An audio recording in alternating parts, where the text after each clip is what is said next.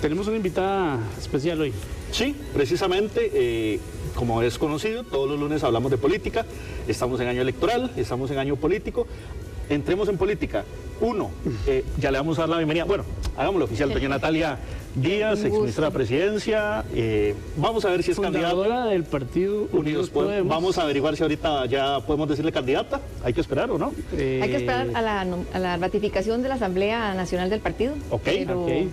Ahorita les comento más en detalle todo ese procedimiento y todo lo que viene de aquí en adelante. Eso es lo que queremos conversar a profundidad con doña Natalia hoy, ¿verdad? Todo... Sí. Pero antes, el acostumbrado resumen que tenemos. Sí. Mira, ya estamos a las puertas del 1 de mayo. Estamos entrando a prácticamente 2 semanas, menos de 2 semanas, 10 días al 1 de mayo. Por ahí escuché a doña Pilar Cisneros decir en una entrevista que ya Rodrigo Arias tenía los votos. ¿Ah, sí? Sí. Bueno, pero no hay que sacarle la ecuación a doña Rosalía Brown, exacto, de Nueva República, y a doña Vanessa Castro, del Partido Unidad Social Cristiana. Sí, hasta el momento los únicos candidatos para la presidencia del Congreso. Si don Rodrigo lo logra, igualaría a Francisco Antonio Pacheco. Así es, 4 años. Quien gobernó, por así decirlo, digamos, la Asamblea Legislativa durante 4 años. Doña Natalia fue diputada. Y fue vicepresidente del Congreso, si no nos falla la memoria también, ¿verdad? Doña Natalia, así es. Empecemos tal vez con esa pregunta, sería interesante para que usted nos ubique, sobre todo a la gente, usted como es diputada, es raro que un diputado logre la presidencia del Congreso en 4 años, ¿verdad? Porque siempre es un puesto muy anhelado, ¿verdad? Así es. Tanto por egos y también, pues, obviamente, por gente que es muy capaz, que puede liderar. Pero, ¿cómo ve usted? Bueno, y además, usted, como exministro de la Presidencia, tuvo que lidiar algunas veces con don Rodrigo. Últimamente, las relaciones con él y el presidente, pues, uno diría que ya no está muy bien, ¿verdad? Pero, ¿cómo ve ese 1 de mayo? Vean, eso es un puesto fundamental para el país. Más allá de una elección de un 1 de mayo y una elección del directorio, que es lo que se acostumbra a hacer todos los 1 de mayo de cada año, es un tema trascendental por la coyuntura en la que estamos también hoy. Porque lo importante de quien dirija ese Congreso es que pueda llegar a acuerdos en el sentido de sacar una agenda de proyectos prioritarios que ya vimos que probablemente no va a pasar mayor cosa.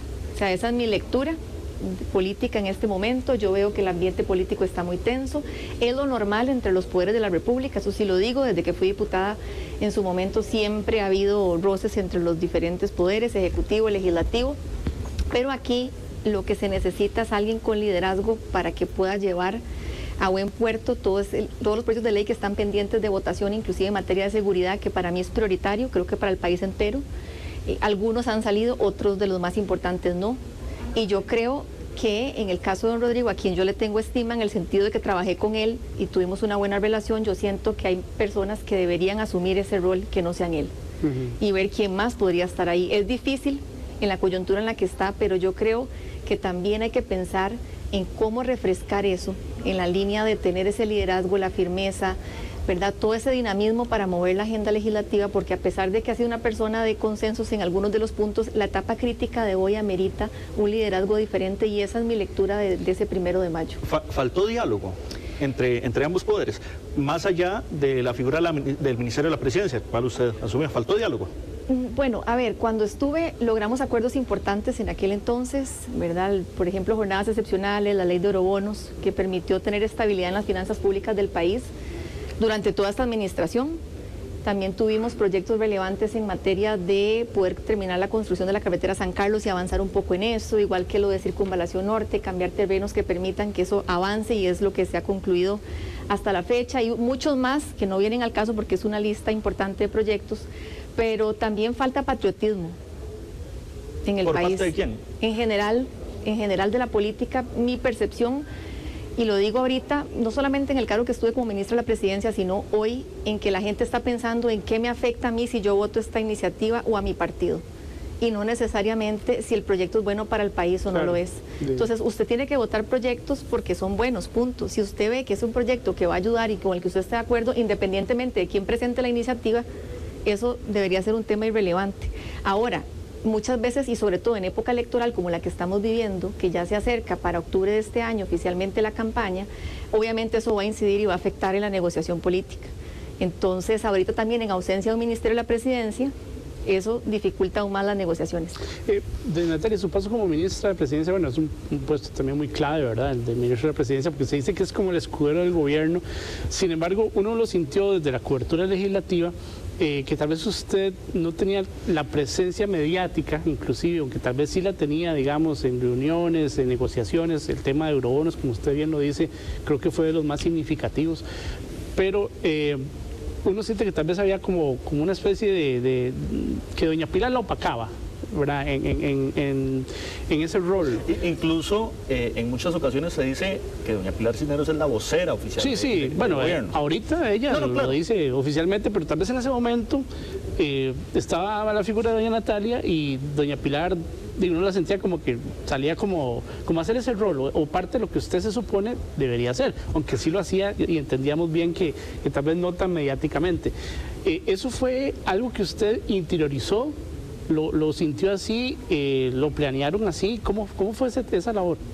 A ver, el rol del Ministerio de la Presidencia se adapta al presidente de turno. Primer punto importante. Entonces, si el presidente tiene un liderazgo fuerte, en donde él va a ser la cara visible en cuanto a los mensajes, en la línea de hablar de cuáles son las prioridades y demás, que además tenía el tema de las conferencias de prensa que daba los seguimientos respectivos. Lo mismo doña Pilar, hay dos liderazgos ahí, ¿verdad?, que son muy similares en algunos puntos, y yo estaba en una situación en donde mi rol era hacer que las cosas sucedan, en la parte de ejecutar, de lograr la aprobación de las leyes, y el mecanismo en ese sentido era también conversar con todas las bancadas, independientemente de las diferencias que hubiera con el presidente de la República. Mi rol era lograr los acuerdos y las prioridades de la administración en aquel entonces, y eso es crítico para el siguiente paso que viene. Soy una persona que sabe conversar, que sabe negociar, que entiende la importancia de eso en una negociación bien orientada, no una negociación de un canje de proyectos, deme usted esto y yo le doy lo otro. Así no funciona. Uno tiene que pensar en el país, y siempre trabajé de esa manera y es parte de lo que voy a seguir haciendo de aquí en adelante. ¿Qué tanto entorpeció, digamos, algunas palabras o actitud del presidente a esas negociaciones que hubo o que tenían que darse en la Asamblea Legislativa? De pronto había ya proyectos encaminados, pero los diputados decían, mira, es que el presidente dijo tal cosa los miércoles, no nos gustó, pero entonces echamos para atrás. Esa siempre fue la crítica, claro, ¿verdad? Porque ellos se sentían molestos, aludidos, entonces decían, y posiblemente, no sé si doña Natalia, eso explica en parte, aunque no de justificación, pero que muchas cosas se cayeran, ¿verdad? Porque se resentían y decían, ya no voy a votar por... ¿Qué tanto afectó esa dinámica o las palabras del presidente a esas negociaciones entre el legislativo y el ejecutivo? Vea, en un inicio, sin conocerlo bien a él, yo entendía las circunstancias. Es parte del acomodo inicial de una administración donde habían roces importantísimos después de los debates, sobre todo con la fracción de Liberación Nacional entrando en ese momento. Entonces, esos primeros 6 meses fueron bastante difíciles en cuanto a iniciar el trabajo, porque además todos están conociendo, están iniciando labores. Es una etapa muy distinta a la de hoy, pero honestamente también ese es el estilo del presidente, es lo que hay, es lo que el presidente quiere como sus prioridades, es la forma de ser de él. Y también los diputados tienen que entender eso. Al final no es nada personal, ¿verdad? Yo no estoy de acuerdo tampoco con el tema de insultos directos a la persona, eso no va conmigo. Yo soy una persona de atacar acciones o proyectos o iniciativas, y en ese sentido considero que esa es la mejor ruta, porque hay que ser bien firme y valiente, estoy totalmente de acuerdo y hay que decir las cosas de frente, pero también mi rol en ese momento era decir, bueno, es que ese es el presidente que tenemos, el estilo del presidente es ese, tenemos que vivir con este estilo, tenemos que sacar las iniciativas para el país, independientemente de los problemas que puedan presentarse. Y yo no sé, doña Natalia, tal vez es una percepción muy personal, pero yo sí la sentí a usted que, vamos a ver, que usted no se sentía tal vez como cómoda con algunas formas, ¿verdad? Y nunca la vimos en ese rol, por ejemplo, que han asumido algunos ministros, por ejemplo, la ministra Almicid, ¿verdad? O en su momento doña Laura Fernández también, y el ministro también del casi que escuderos. No, pero era como una pequeña réplica de... Como para emular el estilo del presidente. Usted nunca se identificó, ¿verdad? Con eso. Es que yo tengo mi estilo propio. O sea, siempre he sido la misma persona en toda mi vida política, en mi trayectoria. Yo soy una persona orientada a los resultados, en la ejecución, en que las cosas pasen. Ese fue mi rol en el Ministerio de la Presidencia y ha sido mi rol siempre. Soy una persona que tiene experiencia en el sector privado también, y eso me ha ayudado también a ser muy clara y muy directa en mis puntos y en lo que yo necesito o el gobierno en aquel momento necesitaba para poder avanzar con la agenda. Entonces, al final, el estilo mío siempre se ha mantenido. No soy de perder el estilo por imitar a alguien más, ese no es mi perfil. Pero sí soy una persona patriota, me considero así, en que en su momento decidí ayudar al presidente de la República desde el Ministerio de la Presidencia, Y ahorita, en este siguiente paso, que lo que ando buscando es justamente pasar de las denuncias a las soluciones. Es parte de lo que nosotros tenemos que pasar esa página, seguir trabajando en cuáles van a ser las soluciones, porque los diagnósticos están ahí, todo el país sabe cuáles son los problemas, todos sabemos cuáles son las prioridades que tenemos que atacar. El tema es que hay 4 años para hacerlo, que hay una asamblea legislativa donde hay varios partidos y probablemente van a haber varios partidos en la que viene. Eso va a suceder y hay que trabajar con los partidos que estén ahí, con la cantidad de diputados, que ojalá en nuestro caso sea al menos esos 20 diputados que se necesitan para poder tener una agenda robusta y pasarla. Pero si no, igual vamos a trabajar de la misma forma con la Asamblea y los diferentes poderes. Bueno, tal vez hay que aclarar, ¿verdad, doña Natalia? Bueno, usted ya salió del gobierno, ¿verdad? Usted no representa al oficialismo. Y se lo pregunto también porque hace poco doña Pilar decía en una entrevista radial, le preguntaban por usted y ella decía, bueno, podría ser la ficha de capaz. Miren cómo me han enviado esa noticia, pero no hay ni conversaciones, no hay, vamos por caminos separados. Yo la estimo mucho, obviamente trabajamos muy bien juntas y la verdad es que hasta la fecha la estimo. Es un tema, digamos, de cariño, de respeto mutuo, pero hasta ahí nosotros no estamos en conversaciones de nada, eso lo digo abiertamente y sin ningún problema. Entonces sí, me mandaron la noticia varias veces, muchas personas, pero no es algo que esté... Ahora, doña Pilar ha dicho abiertamente, tenemos 3, 4, 5 partidos, vamos a buscar con cuál nos montamos en ese taxi. Unidos Podemos podría ser el taxi del gobierno. Es que yo no me considero un taxi, para serle honesta. Es un proyecto que tiene años de estarse trabajando. Yo tengo muchísimos años de estar en este proyecto, no solamente en lo que es Unidos Podemos desde su fundación hace 6 años, sino en mi carrera política. ¿Verdad? Yo empecé a los 28 años como candidata a diputada en la Asamblea Legislativa, pero mucho tiempo atrás entré desde los 19 años en la carrera política. Es algo que me apasiona, sé que puedo solucionar los problemas, sé que puedo ser la mejor opción para este país en ese siguiente paso y es algo que he construido en el tiempo. O sea, yo no estoy aquí únicamente por la situación directamente relacionada con el ministerio, que por supuesto fue un lugar donde pude demostrar que puedo hacer las cosas y eso es importante para los costarricenses, porque la experiencia se necesita. Claro. O sea, yo no creo en esas cosas que llegan improvisadamente y no se tiene la experiencia y tiene que tenerse mucha firmeza y valentía para la toma de decisiones y yo me he preparado toda mi vida para esto, no solamente desde el ámbito público en cuanto a la experiencia de diputada, vicepresidente en la Asamblea Legislativa y ministra de la Presidencia, sino también en el ámbito privado. Yo conozco los problemas del país, los he vivido en carne propia, conozco muy bien qué es lo que tenemos que hacer, he estado dentro de un gobierno en un cargo muy relevante, ¿verdad? Y creo que ese liderazgo es un liderazgo que yo he trabajado, que he hecho también con el trabajo en equipo de muchas personas más, entonces yo no me considero alguien que pueda hacer un partido taxi. A mí me gusta sentarme, hablar las cosas, conversar, por supuesto que si quieren venir y sumarse o quieren trabajar, siempre tengo las puertas abiertas, pero con ciertos temas importantes de por medio, porque al final lo que importa son las prioridades, la agenda y lo que sigue de aquí en adelante. En sus redes sociales usted ha venido usando regularmente la frase el siguiente paso. ¿Cuál es el siguiente paso de Natalia Díaz? Pasar de las denuncias a las soluciones, solucionar. ¿Eso implica una candidatura presidencial? Sí, claro, eventualmente. Vea, ¿cómo no me voy a meter yo en una candidatura con todo lo que está pasando? Toda la vida me he preparado para esto. La coyuntura se da, va a ser una campaña difícil, va a ser una campaña durísima, pero yo estoy dispuesta a participar, estoy dispuesta a hacer lo que tenga que hacer por ayudar al país. Al final, esto es un país donde todos necesitamos meternos de lleno en esto. A mí me llama mucho la atención que hay mucho buen profesional, excelente talento humano en Costa Rica, en el sector privado público, funcionarios públicos de lujo que yo he conocido en la administración que no se meten en estos puestos porque realmente el sacrificio es enorme, la gente no quiere ser expuesta, cuesta mucho que se involucre y yo digo, no, hay que meterse de lleno porque está muy bien criticar, sí, pero bueno, ¿cuál va a ser su propuesta y qué va a hacer usted para solucionar o para ayudar? Entonces, el llamado también en ese sentido, y no solamente ser candidato presidencial, sino también meterse de lleno en su comunidad y decir qué voy a hacer yo en una eventual elección municipal, claro. Participar como síndico, como regidor, ser candidato a alcalde. Entonces, doña Natalia, dentro de Unidos Podemos, ¿qué proceso sigue para que usted sea ratificada candidata? Bueno, ya es un proceso interno al partido, yo no soy miembro del partido en el sentido de Asamblea Nacional ni Comité Ejecutivo, yo no estoy dentro de esos órganos. Ahorita es una militante más. Nada más militante. Ok. Así es. Entonces, en ese proceso tendrá que ser el presidente del partido con el tribunal interno y demás los que organicen cuál va a ser ese proceso de inscripción, eventualmente de candidaturas, para ratificar eso en una asamblea nacional, que a partir de junio en cualquier momento eso va a suceder, porque son las fechas que están establecidas. Hay tiempo hasta septiembre de este año para poder hacerlo y en ese proceso estamos. Usted se espera que más o menos, no sé, tipo agosto ya esté... Después de junio en cualquier momento, no hay una fecha determinada, digamos. pero sí tiene que ser pronto, en la línea de que usted sabe que en el caso de todos los partidos se eligen candidato presidencial, vicepresidentes y los 57 diputados de cada partido. Esa candidatura que usted eventualmente aspiraría o le gustaría aspirar, sería diputación presidencia, o sea, doble candidatura. No, no voy en la doble postulación. No lo descarta. ¿Por qué, doña Natalia? Descartado.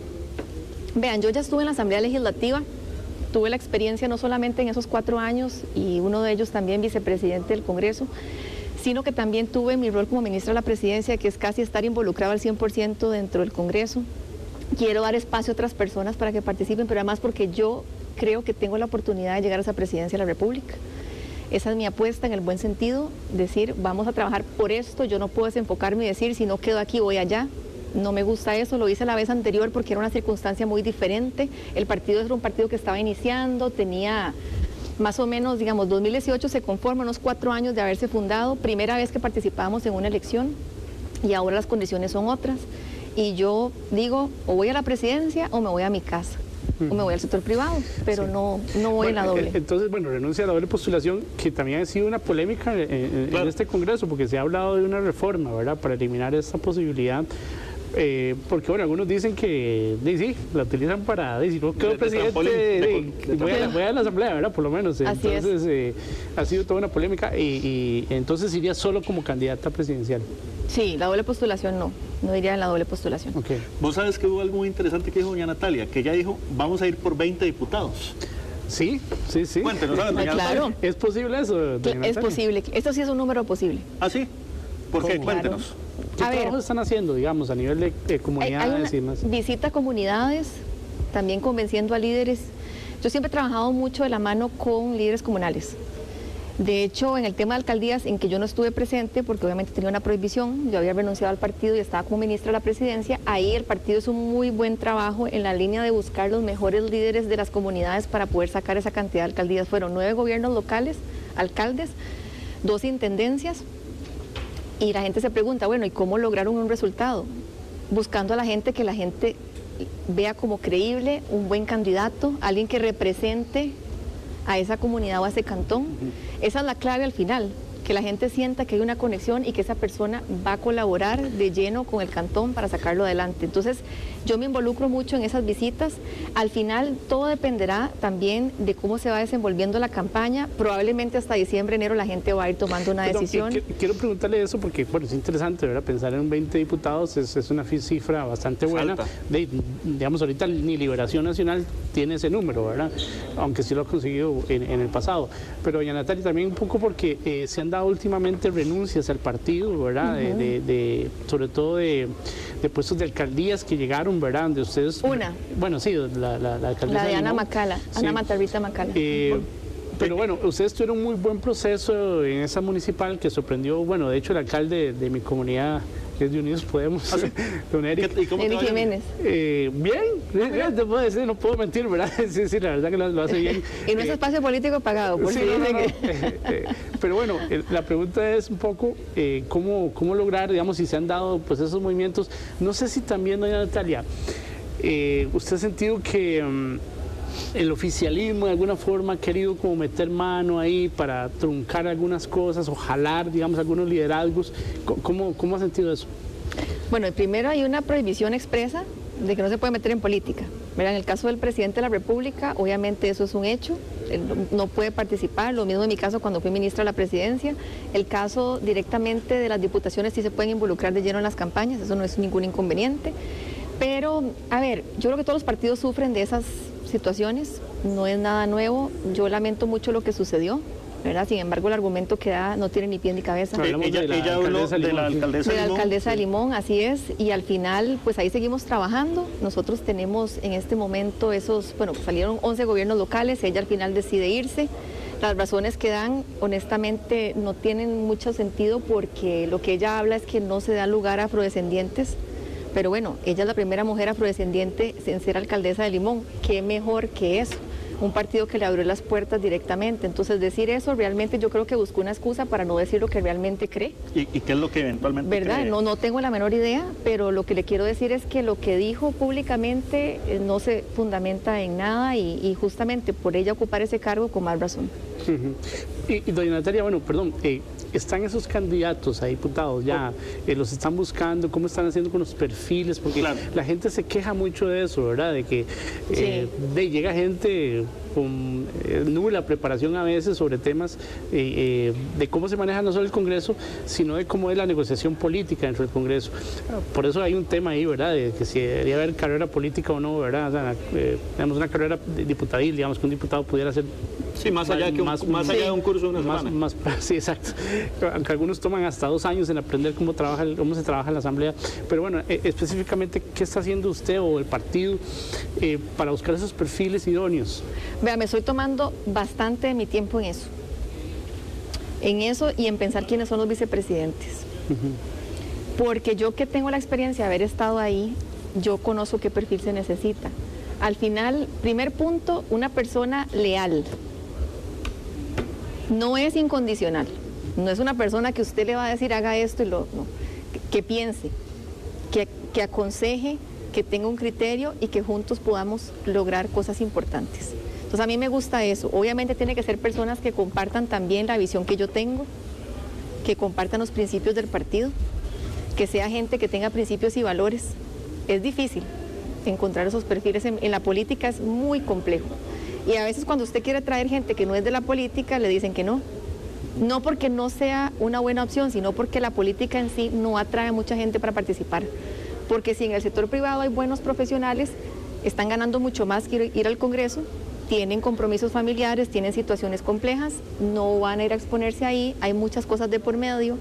Aunque usted quiera hacer algo, siempre hay críticas de la opinión pública, es lo normal, no todo el mundo está dispuesto a eso, pero yo me estoy tomando mi tiempo para hacer esa tarea como corresponde de la forma más responsable y sobre todo tomando en cuenta el trabajo previo de las personas que han venido desde el inicio del partido y dándoles su lugar a esas personas. No es una cosa que Natalia Díaz dice, esta es la persona y punto, porque a mí me parece, no, es la trayectoria que ha hecho en el partido, que ha hecho fuera de, qué puede aportar y cómo podemos ir trabajando. No va a ser como entonces, como Casa Presidencial, que en su momento pidió currículum a todo el mundo.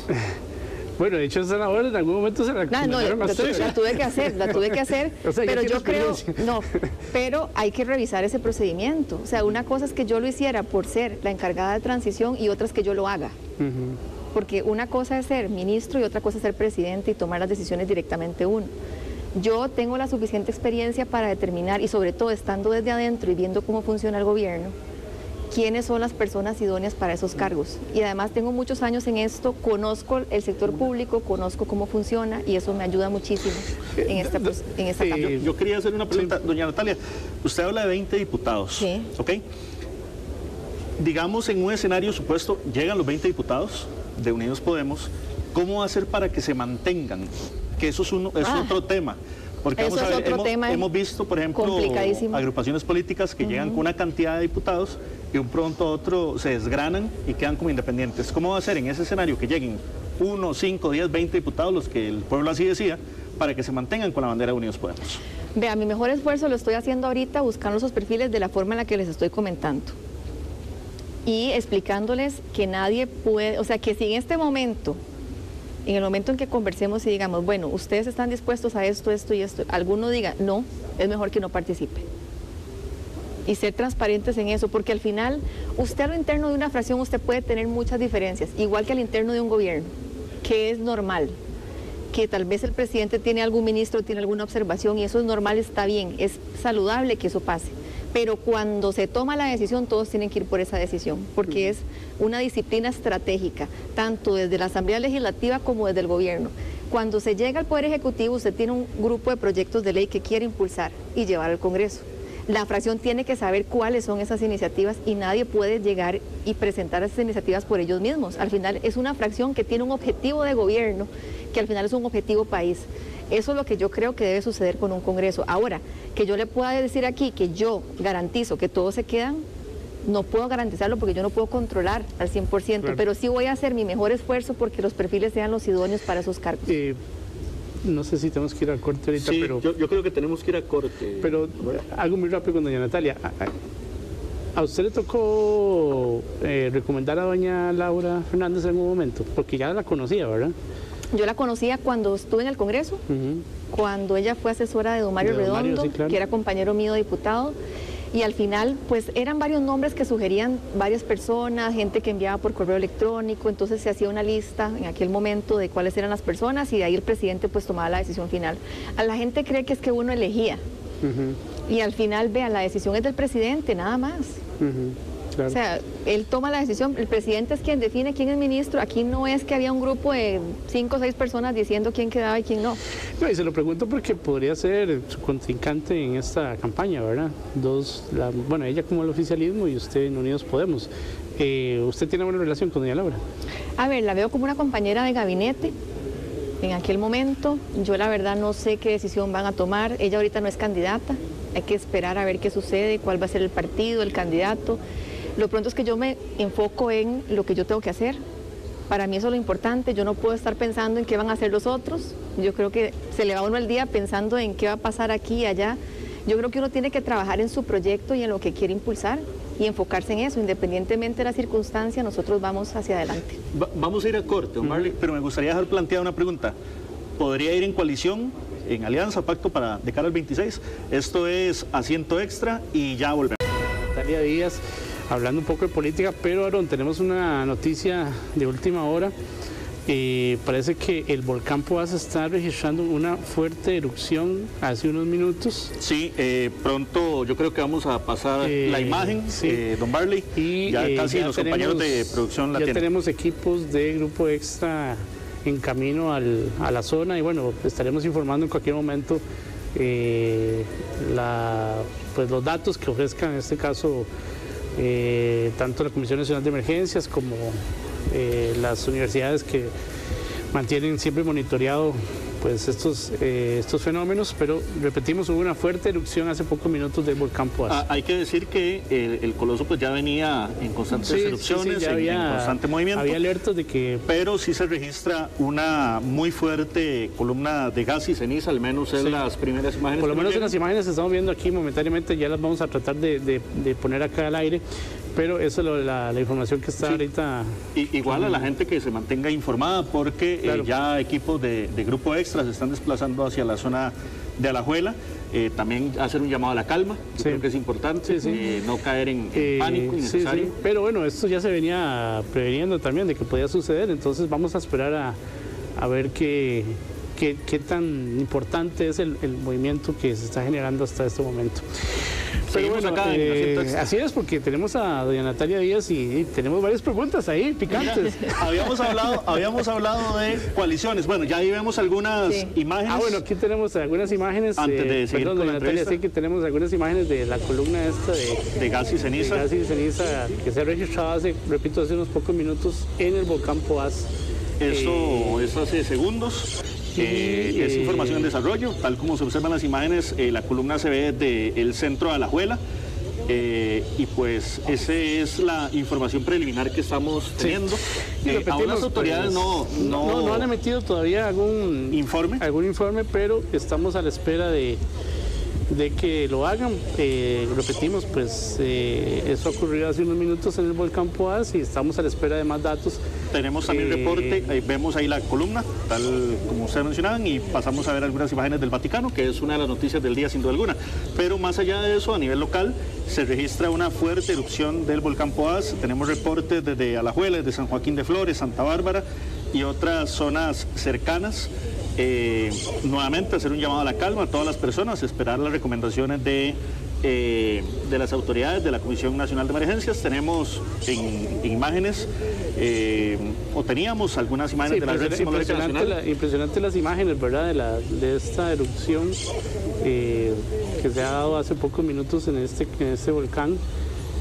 Pero bueno, repetimos, hacemos un llamado obviamente a la calma, no No hay datos todavía oficiales del alcance de la misma, pero es lo que está ocurriendo y pues aquí en vivo, en Asiento Extra y en Grupo Extra le llevamos la información. Incluso también hay reportes desde zonas cercanas, Tibás, Santo Domingo Heredia, San José Centro. Entonces, nuevamente, esta es la información preliminar que tenemos. Eso es a las 14:17, a las 2:17, mientras estamos con doña Natalia Díaz, pues se registra esta erupción. Y ahora esperar lo que digan las autoridades. Sí, ha sido un lunes movido, Aarón. Sí, y mira, no va a faltar alguien que diga que el volcán también hizo erupción por la situación del Papa Francisco. Sí, bueno. Y mira, y en la noche hay fútbol también. Y hay clásico de la noche. Bueno, ¿qué lunes, ah? ¿Usted qué le da? Doña Natalia es morada, sapricista, meliguista. Bueno. Está bien apuntada. Ahí llegó la conversación, dice Aarón. Morada también que coincide con el Partido Unidos Podemos. Doña Natalia, hablábamos de coaliciones. Unidos Podemos, ¿a usted le gustaría ir en alguna coalición, alianza de cara al 26? Vean, en la misma línea que contesté hace unos minutos, yo quiero sumar a las mejores personas. Hay personas muy buenas en todos los partidos políticos y uno no puede generalizar por acciones de cúpulas en el pasado o actualmente que toda la gente que ha estado o ha votado es gente que no sirve. Entonces, en ese sentido, yo quiero sumar a los mejores profesionales, las mejores mentes y personas y el mejor talento humano del país. Pero coaliciones yo no los estoy viendo en este momento. Costa Rica no tiene una cultura de coalición per se, es difícil de impulsar acá por los tiempos, por la situación política, el entorno actual todavía con más razón. Ustedes saben que hasta el 31 de julio hay tiempo para hacer coaliciones. Y los procedimientos para hacerlo son bastante engorrosos también y no veo ambiente para eso, para serle honesta. O sea, ahorita. ¿De plano rechaza alguna coalición política? Sí, uno nunca debe decir nunca nada en esta vida, pero al final yo pienso que es muy difícil de lograr en la coyuntura que hay hoy. Sí, no ha sido como bien lo dice usted, un tema habitual, digamos, en el país. Más allá, digamos, algunos acuerdos y, digamos, conversaciones que se puedan tener, pero formalmente nunca hemos visto algo así, por lo menos en los últimos 20 años. Ya que estamos hablando de eso, ¿Agenda Viva? Hay un grupo que... ¿La conoce? ¿La ha escuchado? ¿Le hablaron? A ver, he escuchado, ojalá no lleguemos nunca a eso de nuevo, se los digo honestamente. Yo creo que el país no quiere regresar a nada que tenga que ver con los gobiernos de antes del presidente Chávez. Creo que la gente no quiere regresar a eso, no quiere la política tradicional. La gente quiere que realmente se le resuelvan los problemas y no volver a lo que había antes. En eso el presidente ha abierto los ojos a la población, eso lo reconozco y creo que ha sido algo importante para el país. Yo no creo en esa agenda que tienen, ¿verdad? El hecho de tener a tantas personas que piensan tan diferentes juntas termina en cosas que no van a ser positivas, esa es mi opinión. Sí, y tienen agendas que el país no quiere ver en este momento. Y ahí me agarro yo para preguntarle otra cosa, doña Natalia, porque bueno, nosotros que la conocemos de hace algunos años, ¿verdad? Desde que su tiempo como diputada, siempre la vimos como una visión, bueno, ha sido una diputada liberal, o sea, un pensamiento liberal. Uno ve la Agenda Viva y pues uno... Es de corte más progresista. Sí, y obviamente muy ligada como a un Estado fuerte, ¿verdad? Sí, exacto. Instituciones, inclusive creando más instituciones. Entonces yo quiero preguntarle, ¿todavía, digamos, su visión es esa? Así es. Es una visión liberal de un Estado tal vez hasta más reducido, que sea capaz realmente de resolver problemas, ¿verdad? Y no complicarse entre sus mismos, ¿verdad? Enredos. ¿Esa es la visión suya del partido, se mantiene? Por supuesto, vea, yo me enfoco en las soluciones y en una visión que no sea de más Estado, más instituciones, más burocracia. Obviamente eso lo mantengo. No creo que la solución a los problemas pase por la creación de más leyes necesariamente o de más instituciones. Hay una tendencia en el país, y ustedes la ven desde los años 90, donde para resolver un problema hay que crear una agencia, hay que crear una institución. Esto es un tema de gestión, de liderazgo, no todo es asamblea legislativa, eso es importante dejarlo muy claro. Hay cosas clave de asamblea, por supuesto, sobre todo en materia de seguridad hay temas críticos que resolver, pero no todo se resuelve en el Congreso, hay temas de gestión y eso se puede hacer desde el Poder Ejecutivo. Y se han tomado algunas cosas importantes, otras van a quedar pendientes porque en 4 años es difícil, pero lo que les quiero decir es que al final yo creo en esa ejecución. El tema de ideologías, creo que la gente ya no lo está viendo como un tema de relevancia. Para mí sirven para guiar sus propuestas y decir, no voy a votar leyes donde haya más instituciones, donde haya más impuestos, más regulación. Más bien hay que revisar en algún momento De esa cantidad de leyes que hay, que andan en más de 10.000, probablemente 10.500, por ahí deben de andar un poco más, esas leyes al final terminan contradiciéndose entre ellas mismas. Es demasiada regulación y yo creo más bien en que hay que simplificarle la vida a la gente, en que la gente tenga oportunidades de empleo, de crecer, de que sea más barato producir, que sea un país más competitivo. ¿Cómo nos posicionamos desde adentro para que la gente venga e invierta aquí? Yo me veo en ese rol, atrayendo inversión a Costa Rica, desregulando. Hay leyes que se necesitan en el tema de electricidad, por ejemplo, es crítico. Hay cosas medulares que sí están ahí en el Congreso y que son necesarias, pero otras es de gestión y de liderazgo.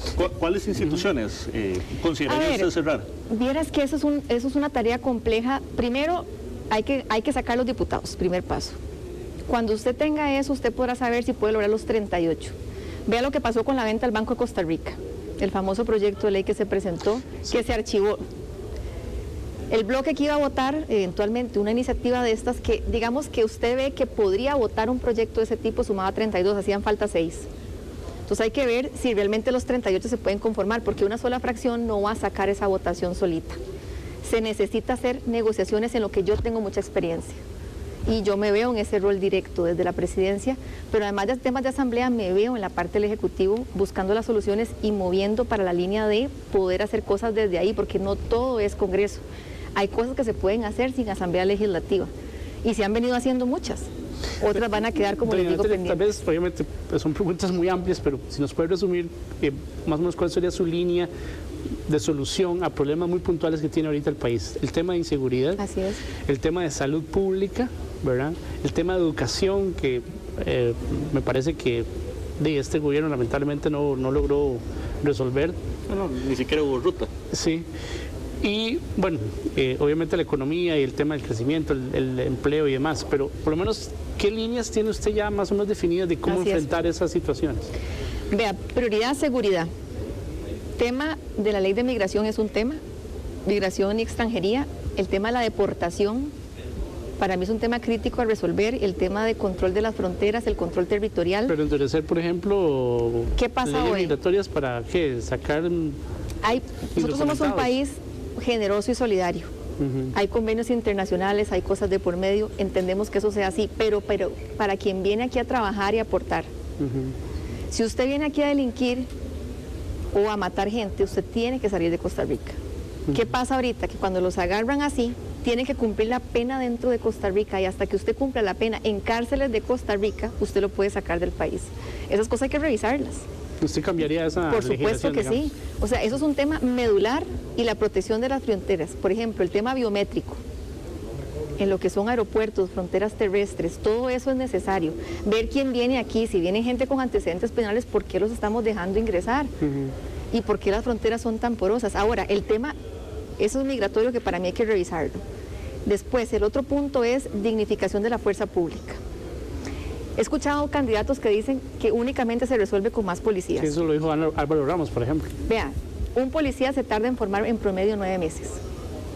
Estamos hablando de que, aunque tuviera el recurso, que el recurso no hay porque el presupuesto, ¿verdad? ¿De dónde van a sacar esa plata? No sé.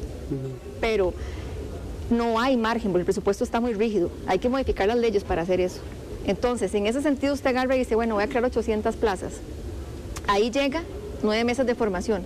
Y mientras tanto, los 14.100 que tenemos hoy, ¿en qué condiciones están? Yo velaría por esas condiciones primero. Yo no puedo pretender tener más y los que están no están como tienen que estar. Las botas, el equipamiento, los chalecos, las delegaciones que se están cayendo, muchas de ellas, a pesar de esfuerzos que se han hecho para que algunas se mejoren, no están en las condiciones idóneas. Solo el hecho de vivir en la misma comunidad donde está el delincuente es un problema, porque el policía del barrio no va a hacer nada mientras la familia viva ahí con él. No se va a exponer, no va a exponer a su familia y a su vida. Entonces hay que dar incentivos a la policía en el sentido no necesariamente de más salario, porque eso requiere de una reforma de ley, sino en buscar incentivos con alianzas del sector privado, por ejemplo. Usted dice, bueno, quien es policía tiene descuentos en este lugar, o tienen descuentos en educación, o descuentos en temas de comercio. Hacerle atractivo a la gente ser policía, que haya carrera policial en el país como tiene que ser. Que los escalones donde usted va subiendo, si usted llega al último, usted se retira y listo, no tiene que volver abajo. Todo eso hay que verlo y profesionalizar a la policía. Si no hay un buen ambiente ahí, la seguridad no puede estar bien. Entonces, para mí eso es un primer paso, aparte de lo que le comentaba de deportación. Pero además de eso, obviamente, lo que es la materia de seguridad, que hay una ley ahí que no se ha votado, que es el tema de prisión preventiva, eso hay que votarlo. Ahí está, dijeron que era inconstitucional, pero es muy difícil porque la sala siempre va a encontrar algún argumento cuando la visión ha sido de que se proteja al delincuente dejando a la víctima sin la debida protección y el procedimiento, porque al final lo que importan son las víctimas aquí. Y esa es la visión de seguridad, que sé que ahorita no tengo el tiempo de ahondar más en eso, claro, pero por lo menos les cuento un poco de esa ruta que estamos buscando. En materia de educación hay que enseñarle a los estudiantes para la vida, no para pasar un examen, no para llegar y estudiar para un curso. Hay que enseñarle habilidades blandas. ¿De qué le sirve a usted ser una persona brillante si usted no sabe tratar a la gente, si no tiene pensamiento crítico, si no puede trabajar en equipo? Si usted va a un trabajo, lo primero que le van a preguntar es eso. Eso tiene más peso que si usted es la persona más inteligente que hay en una clase, ¿verdad? Entonces, siento que la formación ha sido más para ese tipo, digamos, de ser empleado, no de ser usted quien lidere, de ser usted quien sea el encargado de su empresa. Es y eso hace cómo no se explotan las habilidades innatas que tienen los jóvenes, ¿verdad? O por ejemplo, como un estudiante pasa, que son 5 años en primaria y 6 en secundaria y no sale hablando un otro idioma, ¿verdad? Eso es una cosa. Bueno, es el tema del inglés. El inglés, mi percepción es que no se puede ver como un curso de inglés. Para mí tiene que darse el inglés en la materia. O sea, que si hay matemáticas, estudios sociales, se den en inglés. Una parte de eso, porque eso se aprende así. Si usted lo enseña después de cierta edad, ya no lo va a hablar igual. Claro. Tiene que aprenderlo en preescolar o inicios de primaria. Es difícil hacerlo después, y eso hay que fortalecerlo desde lo que es la primera infancia. Yo, muy cortas, casi que en sí o no. ¿Venta del Banco de Costa Rica? Venta de activos, tengo que ver cuáles son los que vamos y dependiendo de la votación, porque tengo que tener los votos para poder definir cuáles son los proyectos que vamos a impulsar y las prioridades. ¿Y flexibilización de la regla fiscal? Es que estamos en una situación de finanzas públicas que hay que cuidar, hay que ser austeros en el gasto público también. No quisiera flexibilizar eso, quisiera más bien ver de dónde podemos recortar o qué podemos hacer, pero necesito 38 votos para poder hacer esas ventas o cierres eventuales que tendríamos que ver en su momento cuáles son y cuántos recursos necesitamos para otros fines. Hay un tema que en estos días doña Natalia Díaz estuvo en la polémica pública. Sí, bueno, queríamos preguntarle, porque yo sé que lo aclaró con algún comunicado, pero bueno, ahora que la tenemos acá en vivo, fue curioso ver cómo la Junta de Protección Social y su presidenta ejecutiva, doña Natalia, pues publica un video en Instagram diciendo que se le va a investigar, no usted, pero sí el partido, o hacer una investigación, ¿verdad? Dijo ella, por una rifa de un automóvil que iba a beneficiar a su campaña, porque las rifas deben ser autorizadas por la Junta y no pueden ser usadas, por ejemplo, para recoger recursos para una campaña electoral. ¿No le pareció raro eso? ¿Cómo está la cosa? Imagínese usted, tienen que investigar a medio país. Sí. Habría que ir a pedirle permiso a hacer cualquier rifa a la Junta. Eso no tiene ni pie ni cabeza, pero además yo no estoy organizando ninguna rifa. Entonces realmente no le encuentro ningún sentido a eso, para serle honesta. En algún momento aclaré que eso era porque se estaba gestionando buscar fondos, que además es perfectamente posible con el Código Electoral, para ver qué se podía hacer para buscar las donaciones de personas físicas y demás al partido, como siempre los hemos registrado. Y al final, pues de ahí, eso seguramente parará en nada, porque no tengo idea de por qué lo están haciendo. Y el otro detalle, Natalia, que uno lo sintió desde afuera, como, no sé si era como un ataque del gobierno a usted y a su figura, fue lo que informó Casa Presidencial. Sí, lo de los salarios. Lo de, sí, la investigación a 71. Del director jurídico de la Casa Presidencial. Que terminó en el despido del director jurídico, porque en algún momento en el comunicado se decía que usted era consciente, ¿verdad?, y de esa situación, y no sé si hasta responsable. ¿Cómo toma usted esa información? Yo lo que dije en ese momento es que yo todas mis decisiones siempre las tomo fundamentadas en criterios técnicos, jurídicos y de recursos humanos, y todo lo que yo firmo tiene un criterio, un estudio. Obviamente lo firmé con ese criterio. Después salen diciendo que era un error el director jurídico, cosa que no tiene nada que ver conmigo, pero sí me llama poderosamente la atención, que fue lo que dije en ese comunicado, de por qué hacerlo justamente unos 7 meses después de haber salido. Que evidentemente lo sentía como algo relacionado con la consideración en aquel entonces de eventualmente ser la candidata a la presidencia por Unidos Podemos. ¿Usted cree que hay una suerte de persecución o que persecución no? O que le quieran bajar un poquito el piso? Tal vez casa sí, presidencial. porque es que realmente no encuentro sentido a hacer una cosa de esas si no es por eso. Pero persecución no, porque la verdad yo salí en muy buenos términos con la administración, con don Rodrigo, doña Pilar. ¿Usted no salió peleada con nadie? No, ahí? con nadie. Yo salí muy bien, la gente quiere especular de que estamos peleados, siendo no para nada. Si yo salí en los mejores términos, fue una decisión mía, propiamente en ese momento, y al final pues yo no voy a hablar mal de donde yo trabajé 2 años y 2 meses. Yo puedo hablar de que yo voy a solucionar o hacerlo mejor, eso sí se los garantizo. Pero de ahí, hablar mal por hablar, de mí no van a tener eso. Y aunque, vez... sin embargo, por eso me llama la atención, porque realmente no le encuentro el objetivo más que ese que les comento. Doña Natalia, muy puntual.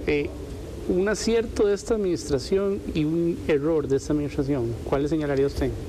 A ver, un acierto, primero, devolverle la confianza a la gente. Yo creo que eso ha calado mucho porque le abrió los ojos a las personas en la línea de que en esta elección que viene creo que la gente se va a tomar muy en serio quienes van al Congreso y quienes van a la presidencia de la República y vicepresidencia. Y algunas cosas que yo no comparto en la forma. A mí me gusta lo que está haciendo y por eso participé en el gobierno, porque ha sido valiente y firme en sus decisiones. Yo creo que el pueblo de Costa Rica lo reconoce en su gran mayoría. No en vano tiene todavía mucho apoyo y popularidad. Pero hay algunas cosas que yo no comparto en la forma, ¿verdad? Pero yo creo que se pueden decir de otra manera. Ahora, hay momentos en donde hay que ser muy firme y decir las cosas como son, de acuerdo al 100%. Pero hay ciertas cosas que yo misma he hecho saber que no estoy de acuerdo. El tema de Jaguar y ley Jaguar y todo esto del referéndum fue un desacierto, ¿verdad? Vieras que no lo veo así, porque al final la ley de contratación tiene que reformarse. O sea, así no se puede trabajar. Pregúntele a cualquier alcalde en este país si puede trabajar bien con esa ley. Es bien complejo. La Contraloría tiene un rol que es de fiscalización de la hacienda pública o presupuestos, pero a veces va más allá y cuesta que se pueda trabajar de esa manera. Entonces yo entiendo el objetivo del proyecto y lo comparto. Pero entonces vea qué difícil, porque si usted quiere igual reformar el proyecto, la misma sala dice que no se puede porque es inconstitucional, entonces ¿qué? Vamos a estar con una misma ley solamente porque la sala dice, no podemos pensar diferente y que hacer las cosas de otra manera. Yo creo que no podemos tener una camisa de fuerza de ese nivel. Y la sala, que yo respeto porque obviamente es una autoridad que hay que mantener, igual que la Contraloría y demás, no me gusta en ciertas cosas, como por ejemplo lo de jornadas excepcionales, que no estoy de acuerdo con lo que pasó al final, porque se traen abajo un proyecto que implica inversión para el país por un argumento que no tiene sentido, que es que pasaron el proyecto mal de una comisión a otra hace como 5 años, que ni siquiera era en esta administración, y en muchos casos está funcionando como un Senado. Sí, que sin existir, porque está una prueba. Muchísimo ese proyecto, ¿verdad? Costó muchísimo, 25 años de espera, y lo sacamos, y llega a la sala y se lo trae abajo. Entonces, al final termina siendo como una segunda aprobación, como un Senado cuando no existe Senado. Entonces vea qué difícil. Tenemos los proyectos que aún queriendo reformarse, sale la sala y dice que no se puede, sale sala tercera diciendo que el proyecto de prisión preventiva es inconstitucional. ¿En un gobierno suyo Entonces usted reformaría de alguna forma eso, doña Natalia? Hay un tema importante y es la elección de magistrados, que hay que ponerle mucho cuidado a eso en lo que viene, porque se renuevan unos 14 más o menos de los 22. Pero, importante, para poder cambiar a esas personas eventualmente se requieren 38 votos. Entonces, para poder nombrar otra persona y que esa persona no repita, se requieren 38. Volvemos al mismo tema. En esos temas medulares de elección de magistrados, la idoneidad es muy importante. Tienen que tener cierta experiencia para ese cargo, pero a veces la comisión de nombramientos tampoco hace su trabajo de la mejor forma. Yo que he estado ahí se los digo. Hacen metodologías que la ley no pide. Si a alguien no les gusta, le ponen un 0 en la entrevista. ¿Qué son esos criterios? Sí. O sea, eso no está bien, eso hay que replantearlo adentro del Congreso con los diputados que tengamos y ver cómo se puede mejorar esa elección. Lo que pasa es que esas reformas, volvemos a lo mismo, son reformas constitucionales. Entonces al final terminan siendo el 38, el 38 votos. Se nos acaba rápido el tiempo, ¿verdad? Es terrible esto, pero... sí, qué cosa más rápida. Porque quisiéramos hablar bastante rato con doña Natalia. Sabes que hay un personaje político, ¿verdad? Una persona que quiere ser candidato y que anda buscando partido. ¿Quién? Un exministro de este gobierno también. ¿Quién será? Luis Amador. Luis Amador, sí. ¿Lo ha llamado Luis Amador en algún momento, doña Natalia? Yo no he conversado con él desde que salí de gobierno, no tengo contacto. Porque en algún momento se especuló que podría llegar a Ahí como en alianza, mancomunados. No, desde que salió del gobierno no he conversado con Luis. Y bueno, esta pregunta de pero es de la audiencia, pero es que me están pidiendo que se la haga aquí. Bueno, Eso sos vos, don Carlos. No, jamás. Yo creo que es Barley el que está sacando yo creo que ¿verdad sí. que sí? No, Yo pienso que sí. Aquí me están pidiendo, doña Natalia, que si usted sigue soltera. Sí, claro. Ah, bueno, eso es para... Aquí y trabajando duro por el país. Así No es. sé. Sigue soltera, doña Natalia. Eso El es un cargo dato es ahí. muy exigente, el tiempo, el todo, la verdad. Y no habría primer dama, entonces. No sabemos. Ah, bueno, podría ser. Yo siempre digo que no se sabe. Digamos, de aquí a allá. Ahora yo estoy enfocada en la presidencia. Después de la presidencia veremos si se puede o no. Bueno, sería interesante una boda presidencial ahí. Se podría hacer, ¿por qué no? Hemos visto muchas cosas últimamente en esos tiempos, ¿verdad? No lo remataste. ¿Qué dice uno después de esto? No, pues es parte de lo que hay que preguntarle a los candidatos. Doña Natalia, pues le agradecemos mucho el tiempo. Nosotros vamos a tener un debate en Grupo Extra, entonces esperamos pues contar ahí con su presencia también. Claro que sí, muchas y creo gracias. que bueno, estamos empezando porque habrá que abordar muchos temas, profundizar sobre todo en ellos, porque el tiempo a veces es corto, pero sí nos interesa conocer qué haría usted en algunas situaciones que el país requiere cambios importantes.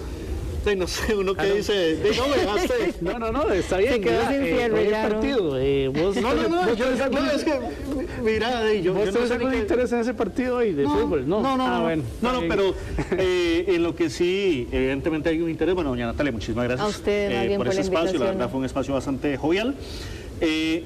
A la gente que por favor se informe a través de las plataformas de Grupo Extra, de Diario Extra, Extra Radio y las redes sociales, www.diarioextra.com, no solamente acerca de la situación del fallecimiento del Papa Francisco, sino también del tema del volcán Poás. Ya venimos con avance informativo. Ya en avance informativo, entonces que por favor estén informados a través de nuestras plataformas respecto al tema del Poás, nada más hacer caso a lo que dicen las autoridades. Exacto. Y nos vemos ya de hoy en 8, doña Natalia. Muchas gracias. Gracias a ustedes. Un placer estar aquí. Muchísimas gracias. A ustedes. Buenas tardes. Bueno.